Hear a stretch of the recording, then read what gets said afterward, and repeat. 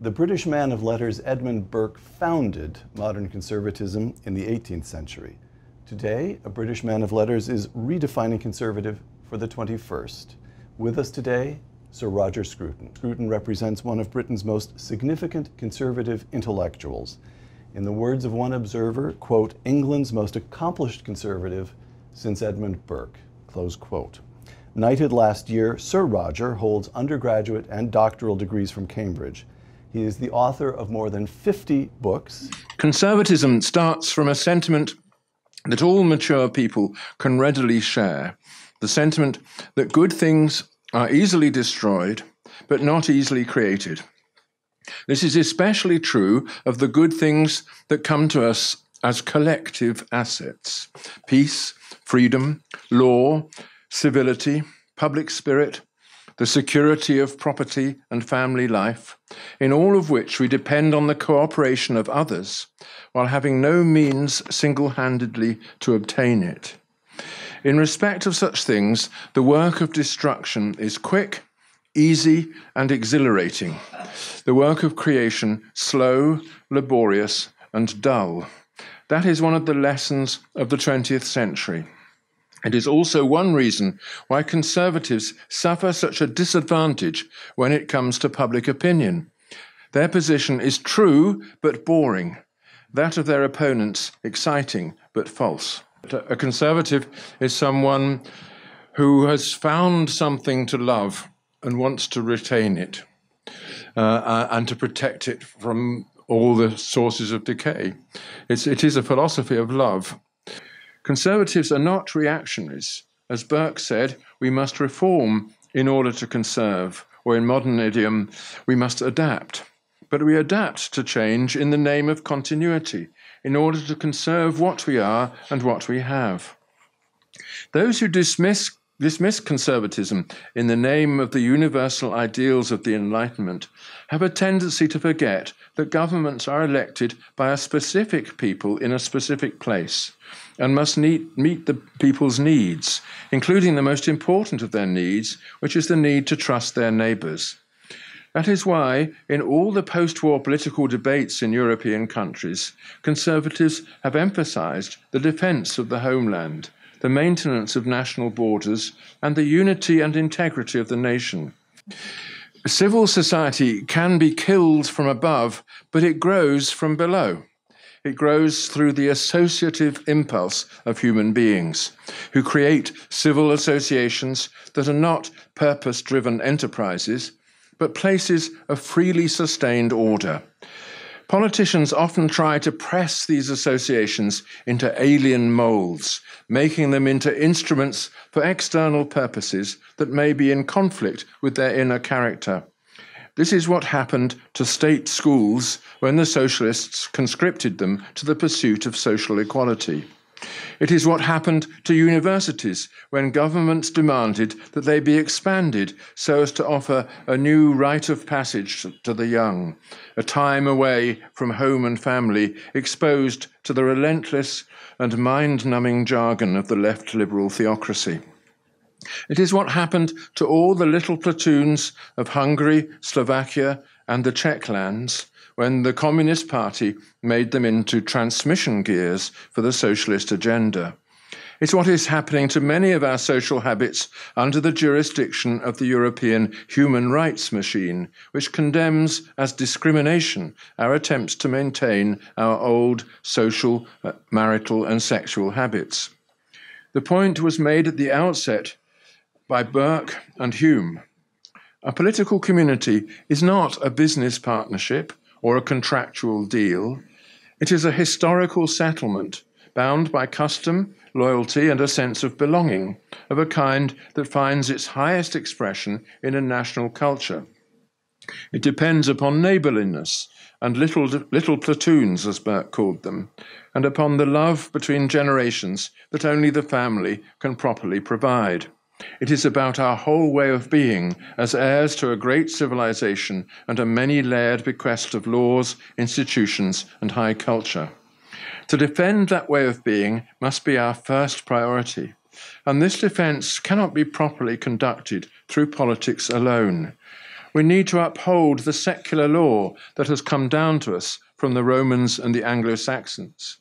We need to defend the spiritual wisdom of the Hebrew Bible, the ethic of forgiveness and compassion that was taught to all mankind by Christ, and the spirit of free inquiry that we owe to the Enlightenment.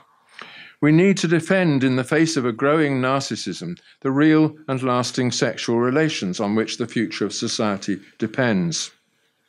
In response to the French Revolution, Burke made the case for a society shaped from below by traditions that have grown from our natural need to associate. The important social traditions are not just arbitrary customs which might or might not have survived into the modern world. They are forms of knowledge. They contain the residues of many trials and errors as people attempt to adjust their conduct to the conduct of others. They are the discovered solutions to problems of coordination emerging over time. They exist because they provide necessary information without which a society may not be able to reproduce itself. Destroy them heedlessly, and you remove the guarantee offered by one generation to the next. It was in the name of their social and political inheritance that conservatives fixed their banner to the mast of freedom. What they meant was this kind of freedom, the freedom enshrined in our legal and political inheritance and in the free associations through which our societies renew their legacy of trust. So understood, freedom is the outcome of multiple agreements over time under an overarching rule of law. And the task of politics is to establish a constitution of liberty, as Hayek described it. In discussing tradition, we are not discussing arbitrary rules and conventions. Therefore, we are discussing answers that have been discovered to enduring questions. These answers are tacit, shared, embodied in social practices and inarticulate expectations. Those who adopt them are not necessarily able to explain them, still less to justify them. Hence, Burke described them as prejudices and defended them on the ground that though the stock of reason in each individual is small, there is an accumulation of reason in society that we question and reject at our peril. Reason shows itself in that about which we do not and maybe cannot reason, and this is what we see in our traditions, including those that contain sacrifice at the heart of them, such as military honour, family attachment, the forms and curricula of education, the institutions of charity, and the rules of good manners. When Burke wrote his reflections on the French Revolution, he knew that he would be targeted as a public enemy. Reflections on the Revolution in France is a pamphlet that does more than just reflect on one of the most important events in history. It fiercely opposes it. Written by the Irish politician Edmund Burke in 1790, just a year after the Revolution began, it is a critique of the dangers of radical political change. Burke set out to prove that the French Revolution was bad for France and would be bad for England too. He believed that creating new, untested structures of governance based on theory alone was to play a dangerous game. For Burke, radical change based on pure reasoning was both unworkable and immoral. Burke argued that if this new societal structure was not solid and collapsed, the country would be plunged into chaos. Instead, he saw politics as an empirical science that should be based on past experience and tradition. The core of Burke's theory was concerned with defending traditional forms of rule within society. So, how could this play out on a smaller scale? Let's imagine an old building. The roof leaks and there are drafty gaps in the floor, but it's still habitable. A group of people in a radical move decide that's not good enough. They conspire to burn the house down. There's no going back. Within minutes, the house has been reduced to embers, gone forever. So, what comes next? The group who burnt the house down want to build something completely different. A transformation, a dramatic new architectural structure using new materials. If their idea works, it will be much more comfortable than the old house. But there's a chance that these revolutionary building techniques won't work. The building could turn out to be unstable. After all, the techniques have never been tested before. A few other people also want to build something different, but they want to introduce these new techniques gradually, over time rather than all at once. And a group who were against destroying the property in the first place, not surprisingly, think that a replica of the old house should be built in its place. They think that experimenting would be too risky, and believe that the best way to proceed with the new building would be to draw on past traditions and experience. Burke, neither a revolutionary nor a moderate liberal, would have reached the same conclusion as these conservatives. Reflections on the Revolution in France provoked a huge response, both of praise and criticism, and Burke himself has come to be regarded as one of the founders of the British conservative tradition. But he also knew that the political class to which he belonged would be influenced by his arguments and would begin to understand that a society built from below on a foundation of custom and common law is far more stable than one imposed from above, like that of revolutionary France. Burke developed that idea in a way that inspired generations of British politicians and which encouraged the gradual democratization of our political life. He offered a clear proof that conservatism, when guided by philosophy, can achieve its goal, which is the goal implied in its name, the conservation of an existing social order. This goal is differently conceived in different European countries, for there is no single religious, institutional, or legal inheritance. Nevertheless, the basis of conservative philosophy is shared across our continent. This basis is the concept of responsibility. I would like to hang on to democracy for as long as possible, because after all, it's the only thing that will guarantee that if you make a mistake, it will be corrected. You know, Lenin, when he took over in Russia, made the greatest of all mistakes, which is to destroy the procedures whereby mistakes can be recognized. And the most important such procedure is the democratic process. You know you've made a mistake if the whole people are saying, we won't accept this. And I think we need, therefore, the democratic process, not because it necessarily comes up with the right conclusions, and it won't, but because, nevertheless, it's the only method that will guarantee that you can correct those conclusions when they're wrong. The nation-state, as we now conceive it, is the byproduct of human neighborliness, shaped from the countless agreements between people who speak the same language and live side by side. It results from compromises established after many conflicts and expresses the slow forming agreement among neighbors, both to grant each other space and to protect that space as common territory. It has consciously absorbed and adjusted to the ethnic and religious minorities within its territory, as they in turn have adjusted to the nation-state, and that is the process that we've been witnessing. It depends on localized customs and a shared routine of tolerance. Its law is territorial rather than religious, and invokes no source of authority higher than the intangible assets that its people share. It is the nation-state so conceived that defines the primary goal of conservative politics in our time. What I mean by the nation-state is essentially a territorial form of identity. Here is the place where we are. That's where we're getting on with our neighbours. We're going to protect it as our home. That's the thought. Even the Belgians have that thought, and the Walloons and the Flemings will stay together as long as they think that unity is necessary to protect their home. And that's true. We saw that in our recent election, when the Scottish nationalists lost an enormous amount of power as a result of the question being, do we belong together or not now in the bigger world, rather than it being just a referendum. So I think no nation state is some kind of permanent arrangement set in stone. It's an agreement among people to settle together in a territory and protect it as their home. The Spaniards have had that agreement from which the Catalans wish to withdraw, But they won't withdraw by becoming enemies of the rest of Spain.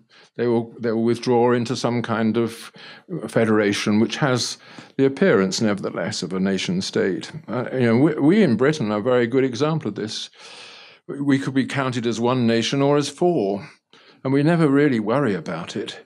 What we do know is that if there is a real problem about law, about the protection of our borders, about invasion or whatever, about immigration, then we stand together in that issue. The country is a vital part of our identity. I don't mean by that blood and soil in the Nazi sense. I mean this land, the place where our jurisdiction operates. And this is a crucial thing about the national idea. It's a defense of territorial jurisdiction against religious or quasi-religious jurisdictions, like the universal doctrine of human rights or the Sharia, to take another competitor. We live, and we are fortunate to live, in countries where the law is defined by the land over which it operates. And within that land, of course, there is a sense of belonging on which the law draws for the democratic process. There's nothing blood and soil about this. It's to do with neighbourhood. We are settled among neighbours. We want to get along with them. We don't want to force them to agree with us about everything, nor do we require them to be of the same race, whatever that means. But we do require them to share our commitment to the place where we are, because this is where we're building a home. And other people might want to come into that home, and we should be entitled to invite them, provided they agree to abide by the rules. I mean, you have a house which you share with your wife and children, or assuming you have them. You do recognise a right to keep out of that house people whom you've not invited in, don't you? I do. Having invited people in who start smashing things up, you recognise a right to exclude them. I do. Yeah, and that, just multiply that by a few hundred thousand, and you'll recognise that people, taken as a whole, have that right. That is another part of democracy, that we live in a place, we have the right to exclude from that place those whom we think are not going to fit into it, or to whom we don't want to extend a welcome. If we didn't have that right, we wouldn't feel secure in occupying the place that we claim as ours. Part of the enterprise of conservatism is to stop those people who lean towards the left from destroying what we share, which is the national identity, which enables us to live together in a condition of disagreement. I think that's one of the most important things about the European nation state, and of course America as an example of it, that it creates cohesion among people who don't agree. We can live in disagreement, and it's not an equalizing thing. It gives opportunities to everyone, and some of us take advantage of them, those opportunities, and others do not. We should be in the business of instructing the public, and young people in particular, in the virtues of our civilization. We should be teaching pride, not shame, and gratitude, not resentment. And we should do this without denying the faults of our ancestors or the need, where necessary, to mend our ways. Indeed, it is one of the virtues of Western civilization, and a virtue owed largely to its Judeo-Christian inheritance, that we confess to our faults and try as best we can to atone for them. The New Left rose as a kind of movement of opposition to Western civilization as such. Not calling it Western civilization, calling it the bourgeoisie, or capitalism, or commodity fetishism, or lots of labels were thrown at our normal natural community, and mixed up into a great bureaucratic sort of potpourri of newspeak. A language which is impossible to criticize from outside because nobody really understands it, but we all know what it's intended by it. It's intended to ridicule ordinary people in their ordinary ways. Ordinary marriage, ordinary family, ordinary property, ordinary neighborhood, ordinary church-going, ordinary culture. All these things can be ridiculed. They were beautifully ridiculed by Foucault, rather horribly ridiculed by Sartre and Lukács, and made nonsense of by Habermas, who made nonsense of everything. These people obviously created a sense of the illegitimacy of what we have. And all of them, of course, were recipients of enormous privileges. They were the new bourgeoisie. They were the people who were able to sell their books in great quantities because the university professors told their students to read them, and so on. They were given all the prizes. Look at all the prizes that Habermas has got. He's bored a whole generation almost to death with his writings, and for that he's rewarded with every possible accolade and money and all the rest. So that. Sorry, I'm very jealous because I write really interesting, amusing stuff, and I get no money for it at all. And I've always taken the view that if you have a certain amount of education, you do feel that you've emancipated yourself from these ordinary prejudices of ordinary people. Burke had the sense to call them prejudices, so you tend to despise them. And then you look down on conservatives. You think I've arisen to a state of refined critical judgment because I'm not a conservative anymore. I'm a true liberal. But in my view, if you go on a bit further and get a real education, then you realise that you are a conservative after all. It's that thing in between where you're the half-educated person who's learnt enough to criticise ordinary prejudices, but not enough to replace them. That's where all this contempt, I think, tends to grow. The isms and phobias are designed to describe our established forms of belonging as forms of exclusion, and so to undermine them. To racism, sexism, ageism, xenophobia, and the rest, we now must add homophobia, transphobia, and, of course, Islamophobia, a disease which unaccountably swept across the Western world on the 11th of September 2001.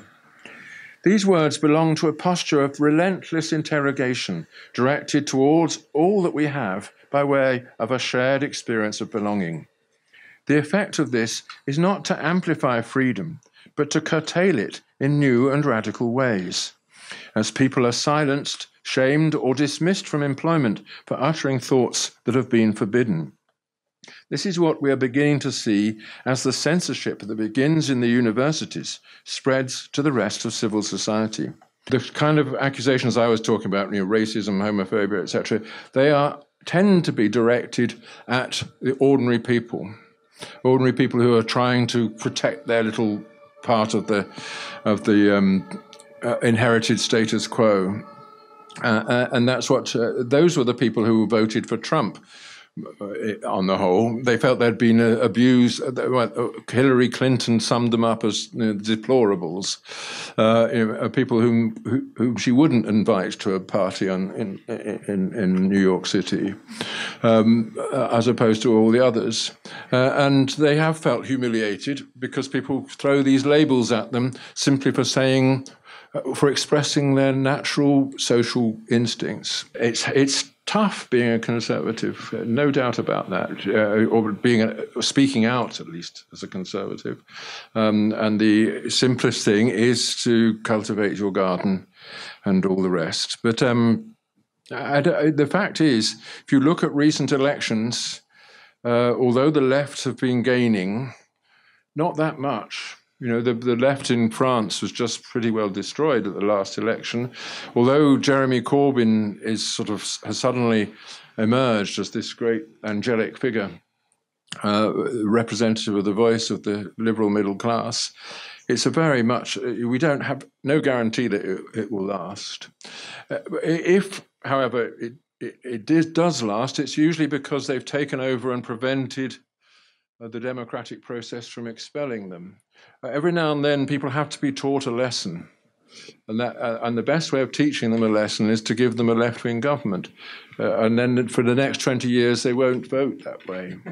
People vote in elections for two broad interests. First, their interest in the continuity and survival of their nation. Secondly, their own advantage. If they're reassured that the nation is okay, it's going to go on and survive, it's just, the forces of law and order are maintaining everything in a state of equilibrium, then they will put their advantage first. And of course, people on the left are very good at promising things, we'll tax the rich but not the poor, we'll redistribute property and all the usual things, and that they're very good at recruiting resentment, and many people obviously want to punish people, their fellow citizens, especially those who have advantages. People with high positions and property and all the rest are targets of resentment. So it's not surprising if people vote in considerable quantities for others on the left, because they're giving all the promises. Politicians on the right don't make those promises. So the only thing they can appeal to is the kind of things that I've been appealing to. But the very fact that still they gain as many votes or more votes than the people on the left suggests that the kind of things that I've been referring to really are still strong motives in people. Because there's nothing else that a Conservative Party in Britain has ever appealed to, certainly. It is essentially the message of our Conservative Party, made as boring as possible by Theresa May, was that, I can't promise you anything. The world is difficult, but at least the country survives. That was basically the emotion to which she was appealing. Sir Roger Scruton, author of more than 50 books, including the superb How to Be a Conservative. Thank you. Thank you.